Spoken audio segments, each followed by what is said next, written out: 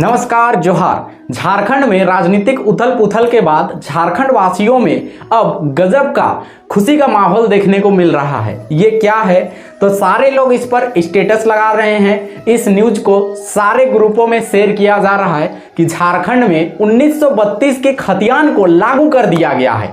लेकिन क्या ये पूरा सच्चाई है? तो जी नहीं दोस्तों, ये सिर्फ आधा अधूरा सच्चाई है कि झारखंड में 1932 का खतियान लागू कर दिया गया है। तो दोस्तों इसमें सही क्या है? तो अभी सिर्फ कैबिनेट से इसको मंजूरी मिली है। तो कैबिनेट क्या होता है और इसको अभी पूरी तरीके से लागू करने के लिए कितना सीढ़ियां चढ़ना बाकी है, जिससे 1932 का खतियान पूरी तरीके से लागू हो जाए और झारखंड वासियों को इसका लाभ मिलना स्टार्ट हो जाए, पूरे वीडियो में हम डिस्कस करेंगे। क्या इसमें कोई राजनीतिक दबाव भी आएंगी? क्या इसमें कोई राजनीतिक दावपेच भी खेली जाएंगी? तो इस वीडियो में पूरा बने रहेंगे। तो आप सभी लोग अभी तक देख ही चुके होंगे कि 1932 का खतियान होता क्या है, इसमें लाभ कैसे मिलेगा। तो छोटा सा कहानी के माध्यम से इसको मैं बताना चाहूंगा। 1932 का खतियान झारखंडियों को एक पहचान देती है।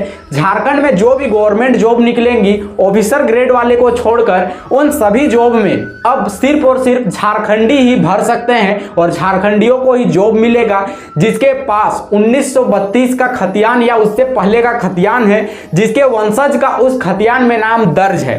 अब इसमें एक चीज और बात आती है कि जिसके पास कोई जमीन ही नहीं था, उसके पास 1932 का खतियान नहीं है, या फिर था भुला गया, या फिर था तो फट गया, या फिर उसमें कुछ नाम दिख ही नहीं रहा है, तो उसको ग्राम प्रधान द्वारा ग्राम सभा की मीटिंग बैठाई जाएगी और एक लिखित पत्र में ग्राम प्रधान के साथ में सारे ग्रामीण साइन करेंगे और ये प्रमाणित किया जाएगा कि ये व्यक्ति 1932 से पहले से यहाँ पर स्थापित है, इसका निवास स्थान यहीं पर है। लेकिन हो सकता है कि कोई बाहरी व्यक्ति 30-40 साल से झारखंड में रह रहा है, उसका ग्राम प्रधान से और ग्रामीणों से अच्छी सांठ-गांठ है, वो ग्राम प्रधान को कुछ ले दे के ग्रामीणों को कुछ खिला पिला के अपना स्थानीयता बनवाने के लिए शायद लेटर इशू करवा दे। लेकिन अगर कोई एक इंसान भी इसके खिलाफ शिकायत दर्ज करा दे कि हमारे गांव में ऐसा ऐसा मामला हुआ है, तो इसके खिलाफ सख्त कानूनी कार्रवाई की जाएगी। साथ में सारे ग्रामीणों पर कानूनी कार्रवाई की जाएगी जिन लोगों का हस्ताक्षर रहेगा, और ग्राम प्रधान पर भी कानूनी कार्रवाई की जाएगी। तो अगर कोई सोच रहे हैं कि कोई बाहरी लोग भी इस पर पैसा देकर अपना 1932 से पहले का खतियान का मंजूरी ले लेंगे, तो ये एक गैर कानूनी है और इसके पीछे भी कार्रवाई होगी। अब बात करते हैं कि मैं बोल रहा हूं कि अभी सिर्फ आधा अधूरा ही काम हुआ है, अभी बहुत सारा सीढ़ी चढ़ना बाकी है, जिसमें झारखंड के युवाओं को एक सुनहरा अवसर मिलेगा, ज्यादा मौका मिलेगा जॉब पाने के लिए। तो दोस्तों क्या क्या सीढ़ियां बचा हुआ है मैं शॉर्ट में आपको गिना देता हूं। अभी सिर्फ कैबिनेट में पास हुआ है। तो कैबिनेट क्या होता है? कैबिनेट में सिर्फ झारखंड के जितने मंत्री में हैं उन मंत्रिमंडलों का बैठक होता है और वे लोग एक नीति नियम को लाते हैं और वे लोग सब चर्चा करते हैं क्या ये झारखंड के हित में होगा, क्या इस बिल को हम पास करवा पाएंगे, उसके बाद इसको मंजूरी दी जाती है। तो यहाँ पे सिर्फ और सिर्फ 12 मंत्री है झारखंड में, उन लोगों द्वारा ही इसको मंजूरी दी गई है। अभी लागू नहीं हुआ है, अभी लोग भ्रमित हैं कि लागू हुआ है, लेकिन लागू हो जाएगा अगर इस बिल को पेश किया गया है और कैबिनेट में मंजूरी मिली है। तो इसके बाद इस बिल को, इस नियम को विधानसभा में पेश किया जाएगा। विधानसभा में जितने भी 81 विधायक हैं सभी को इसका एक एक कॉपी दिया जाएगा। सभी लोग इस बिल को पढ़ेंगे और अपना समर्थन देंगे, या फिर जिसको इससे आपत्ति रहेगा वो इस पर समर्थन नहीं देगा। अगर इसका उसके बाद इस पर वोटिंग होगा, अगर इसका समर्थन में बहुमत हासिल मिल जाता है तो ये बिल विधानसभा में पास हो जाएगा। लेकिन दोस्तों क्या ये विधानसभा में पास इतना आसानी से हो जाएगा? तो एक हर सिक्के के दो पहलू होते हैं, हो भी जाएगा और दांव पेच फंस भी सकता है। तो दांव पेच कैसे फंसेगा? तो दोस्तों ये राजनीति है, राजनीति में कुछ भी कहना गलत होगा कि क्या होगा, जब होकर निकल कर आएगा सामने तभी हम लोग बोल सकते हैं। अब राजनीति दांव पेच में क्यों फंसेगा?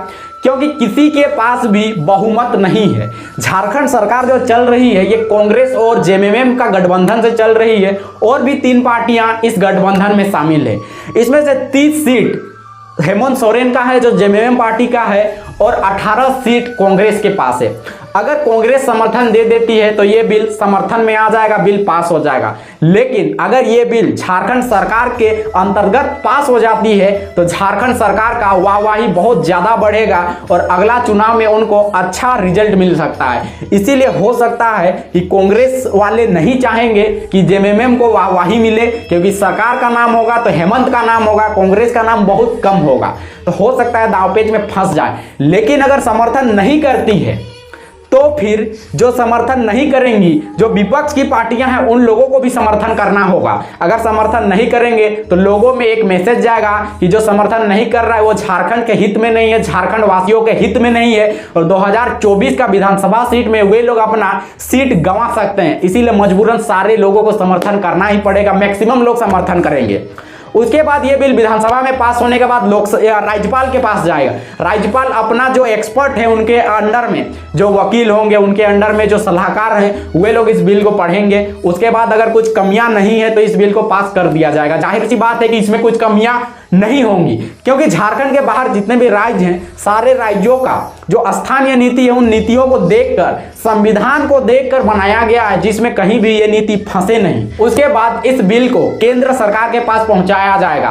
तो दोस्तों, केंद्र सरकार में अभी जो बैठा हुआ सरकार है वो है बीजेपी का सरकार, और झारखंड में है जेएमएम सरकार। तो क्या ये संतुलन बैठ पाएगा? तो इसका भी दो पहलू है। अगर इसको केंद्र से समर्थन मिल जाता है, उसके बाद राष्ट्रपति का इसमें मुहर लग जाता है और इसको 9वीं अनुसूची में डाला जाएगा भारत के संविधान में, उसके बाद इसको कोई भी कोर्ट में चुनौती नहीं दे पाएगा। तो दोस्तों, क्या बीजेपी सरकार जो सेंट्रल में बैठी हुई है, क्या वो समर्थन देगी? तो उनका समर्थन देना बनता है, क्योंकि जो बिल कैबिनेट में पास हो गई है, जो बिल आपका विधानसभा से पास हो गई है, राज्यपाल पास कर दिए हैं, और अगर वो पास नहीं करते हैं तो 2024 के लोकसभा चुनाव में उनको झारखंडियों का कड़ा विरोध का सामना करना पड़ सकता है, क्योंकि झारखंडी समझ जाएंगे कि बीजेपी सरकार झारखंडियों के हित में नहीं है। तो 14 लोकसभा सीट से उनसे उनको हाथ धोना पड़ सकता है। ये एक बड़ा मुद्दा हो जाएगा, तो मजबूरन उनको भी इस पर समर्थन देना ही पड़ेगा। तो अगर सारा कंक्लूजन निकाला जाए तो ये बिल पास होता दिख रहा है, लेकिन अब कितना टाइम लगेगा ये झारखंड सरकार विधानसभा में पास कराएगी, उसके बाद का प्रोसेस पे डिपेंड है। उसके बाद दोस्तों, बहुत लोगों का एक सवाल है, 2002 में यही बिल पास कराने के लिए जब बाबूलाल मरांडी अग्रसर हुए थे, तब इसको झारखंड के हाईकोर्ट में इसको खारिज कर दिया गया था, आंदोलन हो रहे थे। उस समय सरकार कमजोर थी, अभी सरकार मजबूत थे। उस समय झारखंड जस्ट अलग हुआ था बिहार से, झारखंड में उस समय स्थिरता नहीं थी, अस्थिरता थी, और अभी कहीं ना कहीं संतुलन बना हुआ है। उसके बाद इसको कोर्ट में भी चुनौती नहीं दिया जा सकता है अगर ये भारत के संविधान के 9वीं अनुसूची में शामिल हो जाएगा। तो दोस्तों, ये अब आगे की बात है, लेकिन वर्तमान में देखा जाए तो ये अभी तक लागू पूर्ण रूप से नहीं हुई है। अब ये देखना होगा कि कब ये लागू होता है और कब से इससे झारखंडियों को लाभ मिलना स्टार्ट हो जाएगा। और जब तक ये नहीं लगा है तब तक झारखंड के जितने भी बहालियां हैं उनको रद्द किया जा रहा है एक एक करके, और कुछ बहालियां निकली भी है तो वो कोर्ट में फंस जा रही है, और अभी तक सारे बहालियां लटकी हुई है। और दोस्तों, झारखंड सरकार को इसके लिए बधाई देना बनता है, जो वो वादा की थी 19 का 32 का खतियान को लागू करेंगे, उसके लिए वो अग्रसर हुए और इसको कैबिनेट से पास करा दिया गया है, मंजूरी मिल गया है। अब आगे देखना बनता है कि कहां कहां दांवपेच फंसता है। तो दोस्तों, अभी तक अगर माना जाए तो ये पूर्ण रूप से लागू नहीं हुआ है। उम्मीद करते हैं जल्द से जल्द ये पूर्ण रूप से लागू हो और झारखंडियों को इससे लाभ मिलना स्टार्ट हो जाए। मिलते हैं नेक्स्ट और एक इंफॉर्मेशन वाले वीडियो में। जय हिंद।